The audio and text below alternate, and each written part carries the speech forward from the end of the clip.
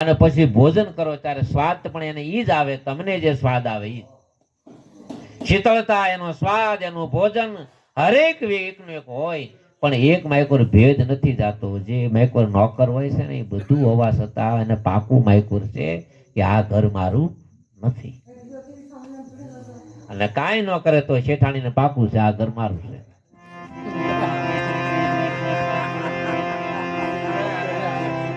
આ ઘરમાં બે રહે છે, એકને પાકું થઈ ગયું અને એકને પાકું નથી ગયું. બસ જેને પાકું થઈ ગયું વિવેકી છે, અને વિવેક વિના ત્રણે કાળમાં વૈરાગ આવે નહીં. અને વૈરાગ આવી જાય પછી એમાં સમદમ, આ જે માયકોર ભજન રૂપી જે શ્વાસ આવે છે, શ્વાસ જે જાય છે, એની માયકોર જેનું ચિંતન શરૂ થઈ ગયું એને કે ઈ જ દુશ્મનને મારી કે, કારણ કે નિયમ જેવો છે. કારણ કે આ જગત 3 ગુણથી બનેલું છે. 3 ગુણ જ્યાં સુધી શાંત ન થાય ત્યાં સુધી મારે તમારે ભજન કરવાનું છે. રણ ખેલીને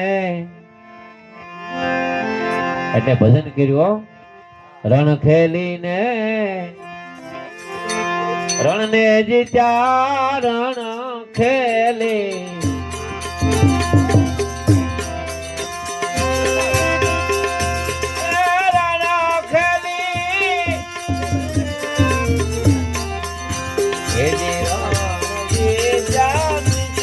ભાવ શરી,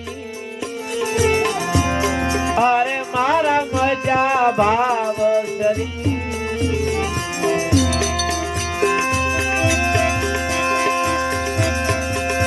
એ રણ ખેલી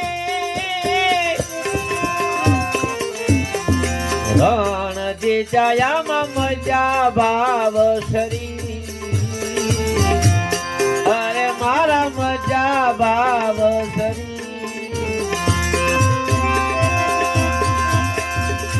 એ બે પણાના બીજ બાળા, બે પણાના એ બીજ બાળી, એની થોડી વેર પ્રીત જંજીર પ્યાલા પીધાન આવી.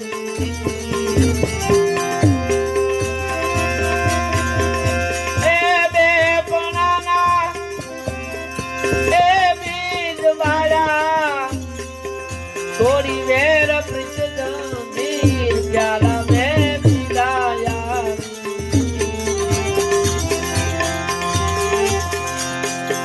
પ્યાલા પીધાયા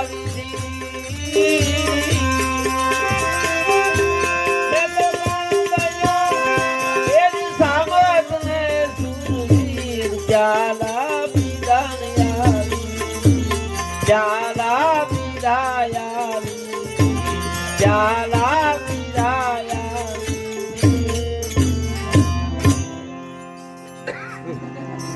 સીધે સીધો મેં તમને ઉપદેશ નથી કર્યો, મેં પણ ભજન કર્યું છે.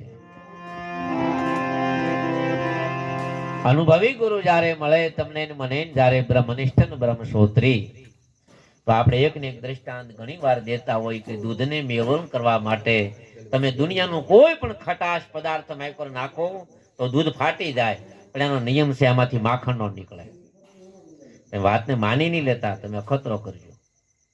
એમાં લીંબુ નાખો, એમાં આંબલી નાખો, એની માયકોર તમે ફૂલ નાખો, કોઈ પણ વસ્તુ નાખો, તમે ગમે એમ કરો તો દૂધ ફાટે ખરું, બગડે ખરું, પનીર બની જાય, બધી વસ્તુ બની જાય, પણ એમાંથી માખણ નો નીકળે. માખણ કાઢવાનો એક જ ઉપાય છે, પહેલા જેને સાસ ફરી હોય, જેના ગુરુએ ભજન કર્યું એનો શેલો જ કરીએ, કે બાકી તાકાત ને તેણે લોકમાં જેને ગુરુએ ભજન ન કર્યું એનો શેલો ભજન કરે, કારણ કે એ કોઈને ગમતું નથી.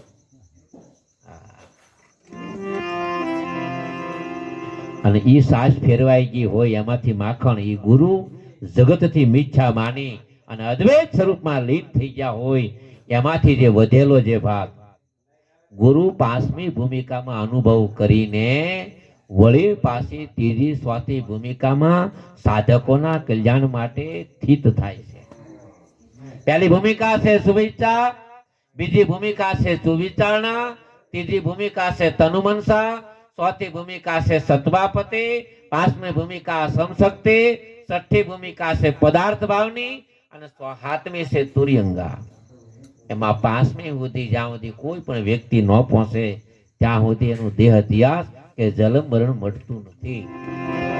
એલી જલમ મરણ તબહી મીટે જબહી બ્રહ્મ મેં સમાય. આ બાણ રહે કે હંસ દાસ કો આ વાકો આવાગમન મટી જાય. પહેલી ભૂમિકા મારા ને તમારા જીવનમાં શુભ ઈચ્છા પ્રભુ પ્રાપ્તિ કરવાનો વિચાર. બીજી ભૂમિકામાં વિચારણા, વેદ શાસ્ત્ર ઉપનિષદ સંતો મહાપુરુષો બધાયનો મત.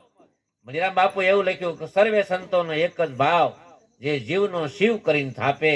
બધાય પુરુષોનો મત લેવો જોઈએ અને બધાય પુરુષો જ્યારે એક ઘરમાં આવે, કોનું તમે રમેશભાઈને બતાડો કેટલા ટકા છે, કોનું તમે વિનુભાઈને બતાડો કેટલા ટકા છે, કોનું તમે લાલજીભાઈને બતાવો કેટલા ટકા છે, કોનું તમે મેઘજીભાઈને બતાવો, આ શારેનો રિપોર્ટ એક જ આવે. કારણ કે શારે હોની છે. આમાં 18% છે, 16% છે, 22% છે, 24% છે. એનો નીડ કારણ કે હોની છે. અને ઈ જો તમારે શીખવું હોય જાણવું હોય તો ઈ જે ઘરમાં છે ત્યાં તમારે જવું પડે. બાકી ભલે શાંતિભાઈ ના બાપા હોની ના રહ્યા, બાકી આ રવજીભાઈ ને ખબર ન પડે.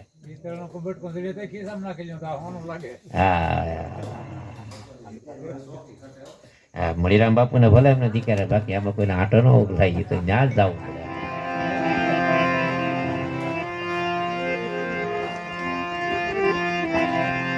એટલે રણ ખેલા જેને, રણ એટલે જેના ગુરુએ ભજન કર્યું હોય એનો સાધક એ એટલું જ કરીએ. કે એક પ્રશ્નમાં આ બ્રહ્મકુમારી વાળા છે એમ કહે છે કે અનેક આત્મા છે, એક આત્મા નથી. સ્વર્ગ અનેક છે, એક નથી. જીવાત્મા અનેક છે, એક નથી. એમાં આ બ્રહ્મકુમારી વાળા તમે જાજો કે પરમાત્મા પણ અનેક છે. તો એ વિચાર કરતા કરતા કરતા આવું તો કોઈ શાસ્ત્રમાં નથી આત્મા અનેક છે એવું કોઈ નહીં, આત્મા એક છે. નરસિંહ મહેતા કે અખિલે બણબણમાં શ્રી હરિ તું એક છો, જુજવા રૂપે અનંત ભાષે. ગીતામાં ઈ જ પરમાત્મા સત્તા જેમાં અર્જુન ને કે અર્જુન તું પણ આત્મા છો, હું પણ આત્મા છું. ફરક એટલી વાતનો છે કે હું જાણું છું, તું નથી જાણતો. સાગરનું જળ હોય તો ભલે, તળાવનું જળ હોય તો ભલે, માટીમાં પડેલું ગોળાનું જળ હોય તો ભલે, કોઈ પણ જગ્યા માથે ઠીક છે ખારું મીઠું તર્યું તીખું તળું કઈ પણ પ્રકારનો રસ હોય પણ જળ જળ છે. આઈન હોય તો ભલે, અમેરિકાનું હોય તો ભલે, આફ્રિકાનું હોય તો ભલે, જળમાં કોઈ બીજું કામ કે જળ જળ જ છે. એમ એક જ તત્વ છે. તો વિચાર કરતા કરતા કેટલોય સમય વીતી ગયો. મારા હૃદયમાંથી પ્રશ્ન હતો ત્યાં બાપુનું દેહાંત થઈ ગયું. એમાં એકવાર એવી ઘટના ઘટી, હું અમરેલીથી બસમાં આવતો હતો અને આવતા આવતા રસ્તામાં થોડોક સમય હતો તો વિચાર કર્યો કે હાલ ઓશો રજનીશનો સત્સંગ સાંભળું. એમાં મેં જ્યાં રેકોર્ડિંગ ખોલ્યું તેમાં એ જ વિષય નીકળ્યો કે આ બ્રહ્મકુમારી વાળા અનેક આત્મા કેમ કહે છે. આ સમાધાન ઓશો રજનીશથી થયું મને. કે ઓશો રજનીશ એને જવાબ આપ્યો કે અનેક છે કે એ સાચું છે. બ્રહ્મકોણ કેમ કે એ જ્યાં સુધી પહોંચ્યા ત્યાં સુધી વાત કરે ને, એ અનેકના ઘરમાંથી બહાર નથી નીકળ્યા.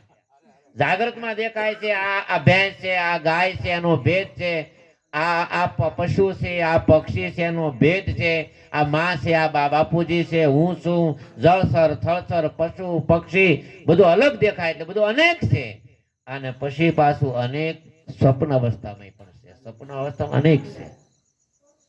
સપનામાં પોતે પોતે માણસ પોતે પોતાને જોવે, સપનામાં પોતે પોતે વ્યક્તિ અનેક વ્યક્તિને જોવે, સપ્તાહમાં ઈનજને જોવે, સ્વપ્નમાં ઉદ્વેદને જોવે, સપનામાં સ્વેદને જોવે, સપનામાં બાળપણને જોવે, સપનામાં માણસ યુવાનીને જોવે, સપનામાં વૃદ્ધાવસ્થાના જોવે, સપનામાં વ્યક્તિ નિર્ધનતાને જોવે, સપનામાં માણસ ધનતાને જોવે, સપનામાં ભય માણસ મૃત્યુ પામે અને સપનામાં પાછો જન્મે. આ બધું અનેક સપનામાં દેખાય. એટલે ઓશો રજનીશે કીધું સુષુપ્તિના એક ઘરમાં આવે. સુષુપ્તિ અવસ્થામાં એક તમારી સિવાય બીજું કાંઈ નથી. ના સુખ નથી, ના દુઃખ નથી, ના કઈ. સુષુપ્તિ અવસ્થા એટલે આપણે જાગૃતમાં ક્યારેક એવી ઘટના ઘટે, ગાઢ નિંદ્રા આવી જાય. એવી ગાઢ નિંદ્રા આવી જાય, એક આંખના પલકારામાં હવાર પડી જાય, આપણને ખબર ન રહે, ભૂતા ભેગો હવાર થઈ જાય. અને વ્યક્તિ તારે કે આજ મને સપનું ન આવ્યું, આજ મને કાંઈ પીડા ન થઈ, આજ મને કોઈ શરીરની તકલીફ કોઈ પણ પ્રકારનું નહીં, આંખ વિચાર ભેગું હવાર થઈ ગયું, 12 કલાક વહી ગઈ, છતાં પણ એનો એ માણસ કહે છે કે મને સપનું નથી આવ્યું. એટલે એક તત્વ તો માઇકુર જાગૃત છે, કેનારો જે છે બોલે છે ને, જે હોકારો હવાર આપે મને સપનું આવ્યું કે નહીં, એટલે ભગવાન ક્યારે હોતા નથી, જાગ્રત હોય છે. એની એક જ અવસ્થા છે,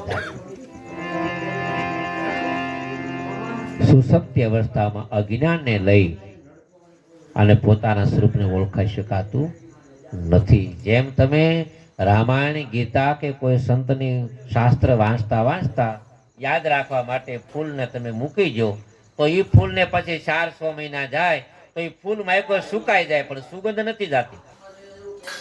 સુગંધ ફૂલની એવી ને એવી રહે છે, ગંધ રહી જાય. એમ ભલે મારા ઇન્દ્રિયો શાંત થઈ ગઈ, ભલે એનું મન શાંત થઈ ગયું, ભલે એની બુદ્ધિ શાંત થઈ, પણ માયકોરથી વિષયની ગંધ હજી નથી ગઈ. એટલે પાછું જાગે, એટલે પાછો હતો એનો ઈ. જુઓ ને, અત્યારે આપણે આ પ્રોગ્રામ પૂરો થાય અને તમે ઘેરે જાઓ તો તમને જયારે ગાઢ નિંદ્ર આવશે, પછી ના તમે કોઈ કોળી નહીં, ના કોઈ બ્રાહ્મણ નહીં, કોઈ ફોની નહીં, ના કોઈ મકાન નહીં, ના કોઈ મિલકત નહીં, ના કોઈ પ્લોટિંગ નહીં, ના કોઈ વાડી નહીં, કોઈ પૈસાની જરૂર નહીં, કોઈ વસ્તુની કાંઈ જરૂર નહીં, ના કોઈ પત્ની નહીં, ના કોઈ દીકરો નહીં, ના કોઈ ભાઈ, કોઈ વસ્તુની ભૂઈ ગયા એટલે બધી સમાપન. તો એક વાત નક્કી ને, આ સત્ય નથી. સત્ય હોય તો રાત્રે જાવું ન જોઈએ, ઊંઘમાં જે બધું યુ જાય છે. હા, પાછું જાગીએ એટલે પાછું લાગવું પડે છે. એટલે જ મૂળદાસ બાપુ કહે, સપનામાંથી સુતારે સુજન તમે જાગજો, આવો જન્મ પદાર્થ વયો જાય. વળી પાછું જાગે તો લાગવું પડે. એટલે એના ગુરુ જે છે બ્રહ્મકુમારીના, એને ઓશો રજનીશે કીધું, 2 ભૂમિકાનું જેને જ્ઞાન છે, આગળનું જ્ઞાન નથી. એટલે એમાં દ્વૈત પણ ગયું નથી. એટલે અનેક પરમાત્મા કહે છે. તમે જાજો ને બ્રહ્મકુમારીમાં, એ સોંપડો રાખે, 8 દિવસનું લેશન કરાવે, 8 દિવસ તમને પાકું કરાવે, અને પછી લાલ લાઈટ રાખે બહાર. ભગવાનનો રંગ કેવો છે? લાલ. કાંઈ અહીં ધ્યાન કરો બહાર.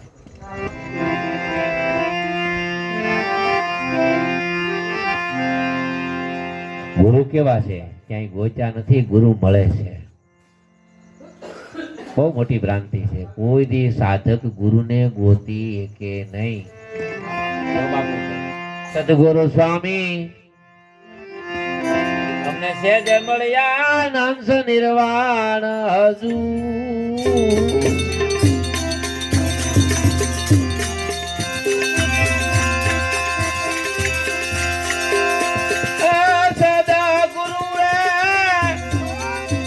અમને સેજે મળ્યા, અંશ નિર્વાણ હજુ.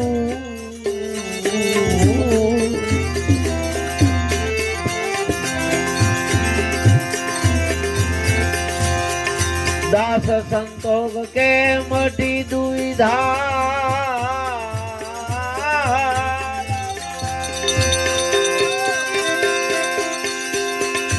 દાસ સંતોષ કે મટી દુવિધા, એ જે મળ્યા નીર ભેળા નીર. ફેરી ગયો, ફેર ફરફોટા ને વેળ નખો દેખાતું હતું.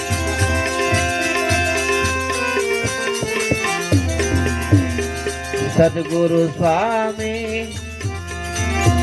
સેજે મળ્યા, અંશ નિર્વાણ હજુ.